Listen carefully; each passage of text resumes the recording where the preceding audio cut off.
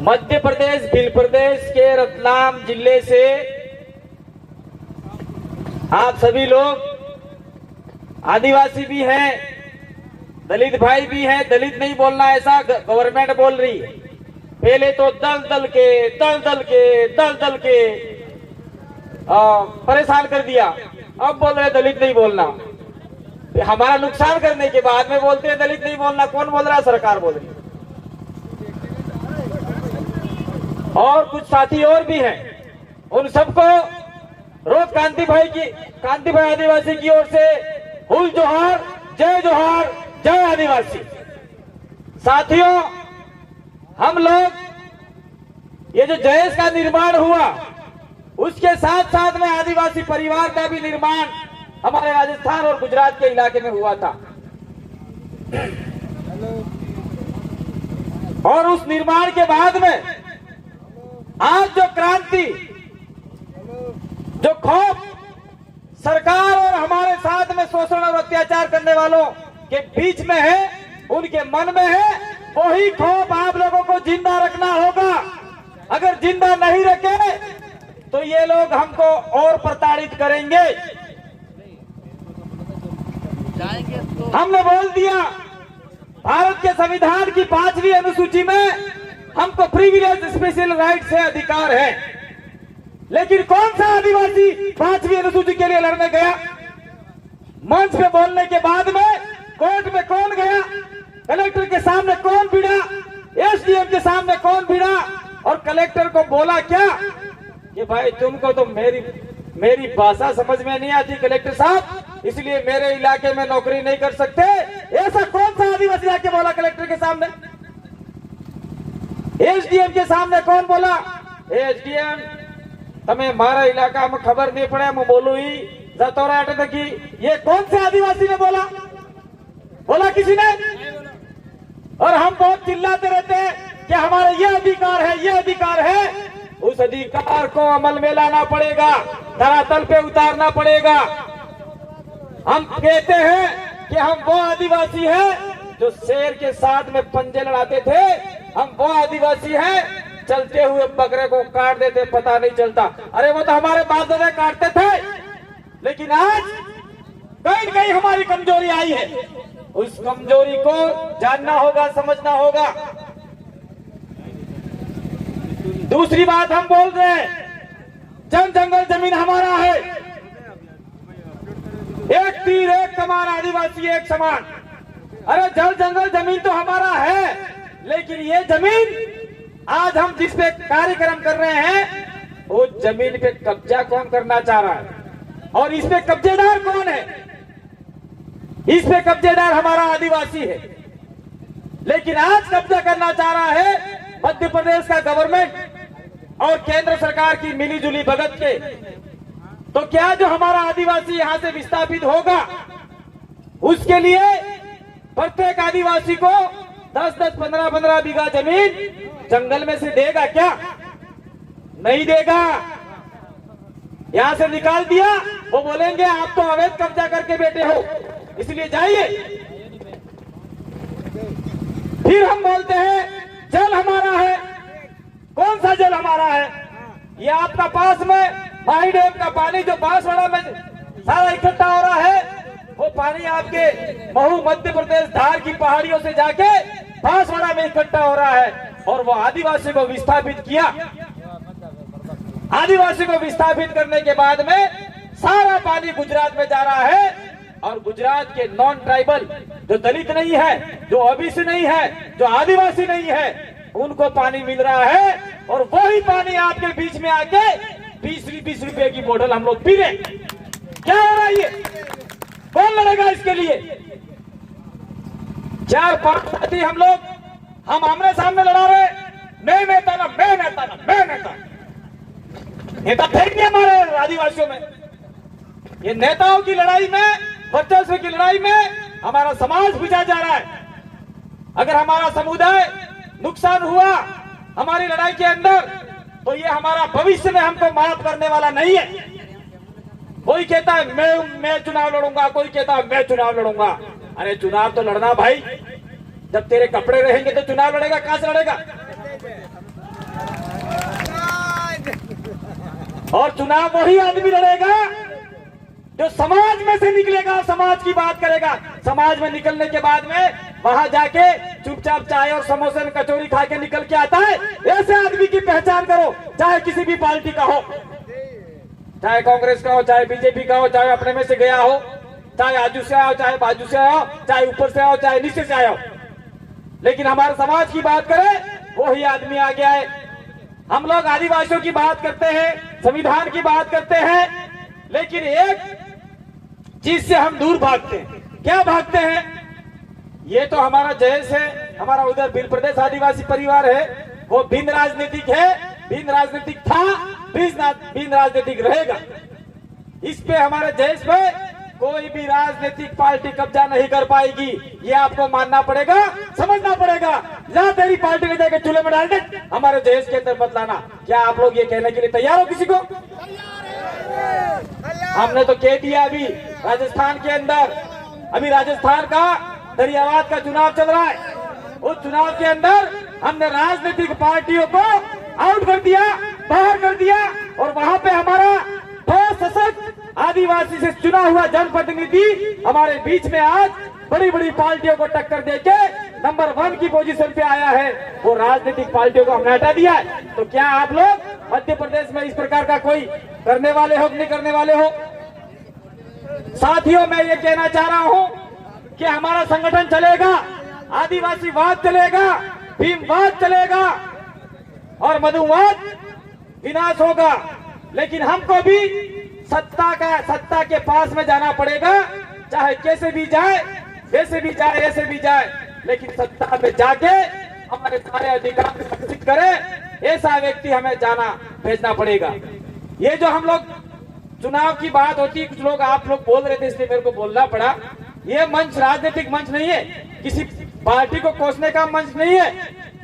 इसलिए साथियों, आप जो युवा साथी हैं, उन युवा साथियों को कहना चाह रहा हूं, आपके बीच में ये जितने भी महापुरुष लगाए, तो क्या आपके घर में ऐसा महापुरुष आप लोग पैदा करने वाले हो क्या?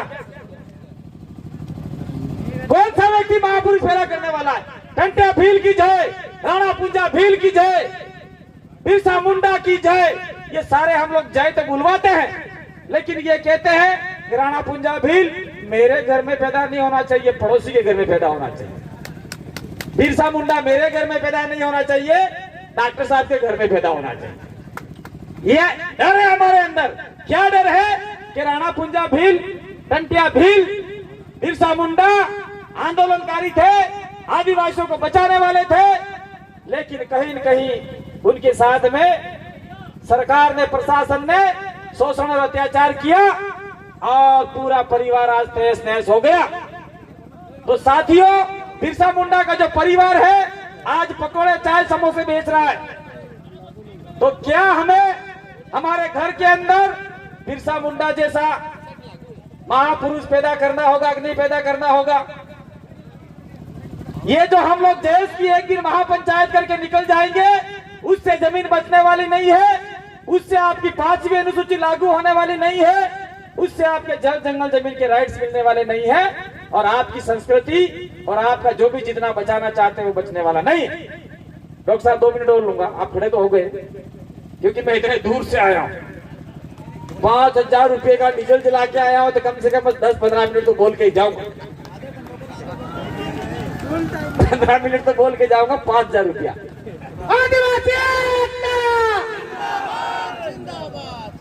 साथियों, कुछ समय पहले हमारे और डॉक्टर साहब ने बता दिया, और लोगों ने बताया कि देश की बड़ी बड़ी महापंचायतें हुई, मनावर के अंदर हुआ, जो सीमेंट फैक्ट्री के लिए हम लोग राजस्थान से हजारों की संख्या में आए, मध्य प्रदेश से आए, गुजरात से आए, क्या वो सीमेंट फैक्ट्री हटी? क्या नहीं हटी? तो ये अपन जिस जमीन पे बैठे हैं, वो जमीन सरकार अधिग्रहित करने से रोकेगी क्या? नहीं रोकेगी। तो उसके लिए हमें क्या करना है? हमारा जो डिमांड है, जो मांग पत्र है, उस मांग पत्र के अंदर हम लोग चाहते हैं कि हमारे आदिवासियों को जमीन मिले और अधिकतम आदिवासियों को नौकरी मिले। लेकिन मुझे लगता है कि आदिवासियों को नौकरी मिलेगी, लेकिन झाड़ू निकालने की देंगे ये लोग। जाओ, और हमारा मुद्दा ये होना चाहिए, ये जो कंपनी बनेगी इस कंपनी के अंदर हमारा 50% हिस्सेदारी होनी चाहिए, तो हमारा ये सक्सेस सफल होगा ये आज का कार्यक्रम। और भारत के संविधान में साफ लिखा हुआ है, आदिवासी क्षेत्र में होने वाले खनन, बनने वाले माइंस का 50% हिस्सेदारी आदिवासी की होगी। लेकिन वो भी ये राजनीतिक पार्टियां और नेता जो गुलाम चाटू का चरण चाट, तो चरण को चाटने वाले दिल्ली में बैठे उनके चरण चाटते हैं, क्योंकि आज मुझे टिकट नहीं मिलेगा, कल नहीं मिलेगा।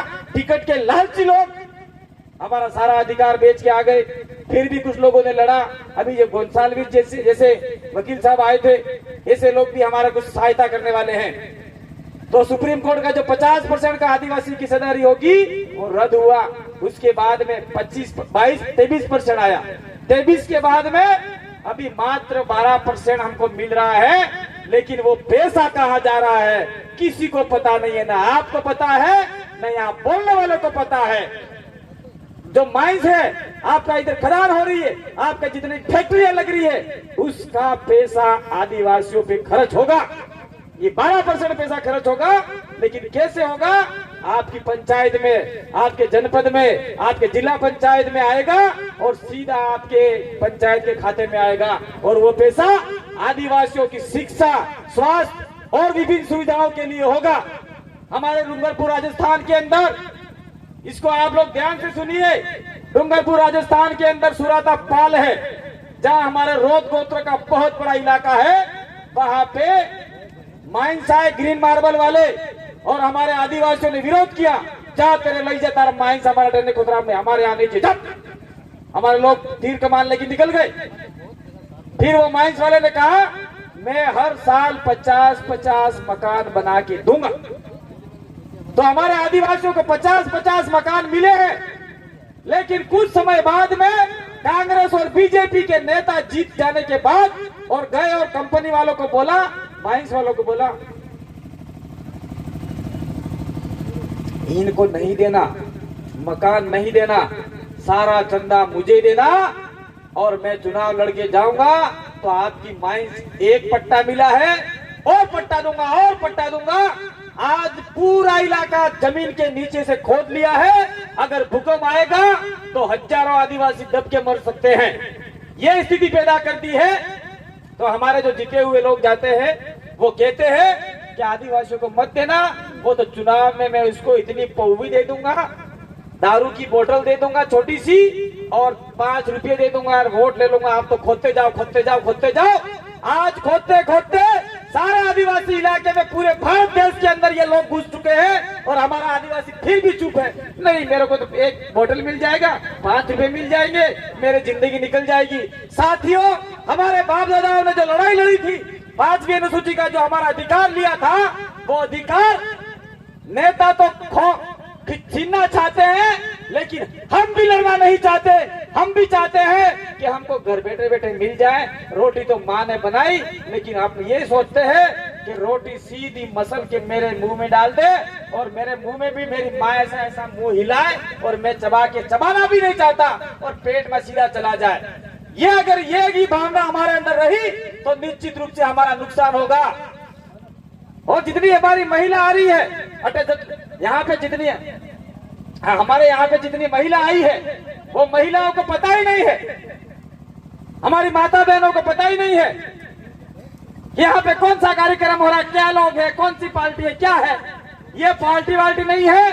आज से आप लोग कसम खा के जाओ, रतलाम जिले के अंदर हर गांव के अंदर, हर घर के अंदर आदिवासी विचारधारा, संवैधानिक विचारधारा, बाबा साहब की विचारधारा, बिरसा मुंडा की विचारधारा, टंट्या भील की विचारधारा हर घर के अंदर जानी चाहिए और हर बच्चा टंट्या भील जैसा बनना चाहिए और बिरसा मुंडा बनना चाहिए और संवैधानिक दायरे में भीमराव अंबेडकर जैसा बनना चाहिए। तो आपके सारे अधिकार बचा पाएंगे, नहीं तो कोई अधिकार बचने वाला नहीं। टाइम हो गया, चिट्ठी आ गई, समय समाप्त। बहुत बहुत धन्यवाद। हम लोग किसी का समय नहीं खाना चाहते। आप लोगों ने हमें यहाँ बुलाया नहीं, मैं मेरी मर्जी से आया, कोई बुलाता नहीं है। मेरे घाट के पैसे, मैं भी बेरोजगार हूँ, डबल MA हूँ, PGDC हूँ, B.Ed किया हुआ है। मेरे साथ में जो साथी आए हैं वो सारे डबल एमए पीसीडीसीए हैं, सारे सरकार चाहे राजस्थान की हो, चाहे गुजरात की हो, चाहे महाराष्ट्र की हो, युवाओं पे लाठियां बरसाती है, नौकरियां नहीं देती है। तो मैं मेरे पैसे से आया हूं, खुद के पैसे से आया हूं। जहां समाज मुसीबत में खड़ा होगा, जहां समाज का सम्मेलन होगा, वहां आप लोगों को भी ललक होनी चाहिए, नहीं मुझे जाना है, जाना है, जाना है, जाना है। चाहे बोलने मिले या नहीं बोलने मिले, हम बोलने के भूखे नहीं, हम तो रोज बोल रहे हैं। तो साथियों, आप सभी का आभार। ये जो आपका जयेश महापंचायत रतलाम के अंदर रखा, कहीं न कहीं अभी हमारे राजस्थान से 4-5 हजार लोग तो इसी में आते, लेकिन अभी वहां मध्यावधि चुनाव हो चुके, वहां हमारा किसी राजनीतिक पार्टी से नहीं, वहां स्वतंत्र आजाद आदिवासियों द्वारा सिलेक्शन प्रणाली से चुना हुआ आदमी चुनाव लड़ रहा है। और आपके इधर जोबड़ में भी चुनाव है, इसलिए जोबड़ के लोग भी नहीं आए। तो निश्चित रूप से आने वाले समय में हम लाखों की संख्या में इकट्ठा होंगे और आपके मध्य प्रदेश की सरकार के ऊपर जितना दबाव बनाना पड़े, चाहे वो सरकार फूल वाली हो या हाथ वाली हो, हमें तो सिर्फ आदिवासियों के अधिकार चाहिए और हमारे साथ में रहने वाले दलित भाइयों के अधिकार और ओबीसी के अधिकार और माइनॉरिटी के भी अधिकारों की रक्षा हम लोगों को करनी है। बहुत बहुत धन्यवाद, आभार, जोहार, जय आदिवासी, जय भील प्रदेश, जय भीम, जय जोहार का नारा है। वटेवर शिवराज मामा वाली जाओ जो फड़। और हमारा राजस्थान में मुख्यमंत्री अशोक गहलोत भी वाली जाओ, राजस्थान का आदमी मध्य प्रदेश में बोल रहा है जय जोहार का नारा है। बहुत बहुत धन्यवाद, आभार, जोहार।